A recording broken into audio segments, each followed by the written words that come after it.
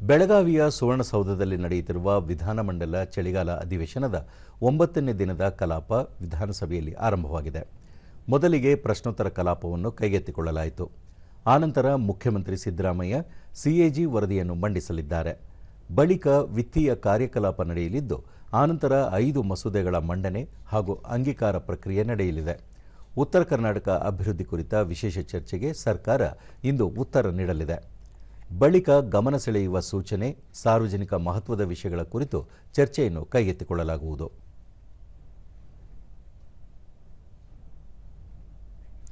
ವಿಧಾನ ಪರಿಷತ್ನಲ್ಲಿ ಮೊದಲಿಗೆ ಪ್ರಶ್ನೋತ್ತರ ಕಲಾಪ ನಿಗದಿಯಾಗಿದೆ. ಆನಂತರ ಶಾಸನ ರಚನಾ ಪ್ರಕ್ರಿಯೆಯಲ್ಲಿ ಗ್ರೇಟರ್ ಬೆಂಗಳೂರು ಆಡಳಿತ 2ನೇ ತಿದ್ದುಪಡಿ ವಿಧೇಯಕ 2025 ಮತ್ತು ನಾಡಪ್ರಭು ಕೆಂಪೇಗೌಡ ಪಾರಂಪರಿಕ ತಾಣದ ಅಭಿವೃದ್ಧಿ ಪ್ರಾಧಿಕಾರ 2ನೇ ತಿದ್ದುಪಡಿ ವಿಧೇಯಕ 2025 ಮಂಡನೆ ಹಾಗೂ ಅಂಗೀಕಾರ ಪ್ರಕ್ರಿಯೆ ನಡೆಯಲಿದೆ. ಬಳಿಕ ಸದನ ಗಮನ ಸೆಳೆಯುವ ಸೂಚನೆ, ನಿಯಮ 330ರ ಮೇರೆಗೆ ವಿಶೇಷ ಚರ್ಚೆಯನ್ನು ಕೈಗೆತ್ತಿಕೊಳ್ಳಲಿದೆ.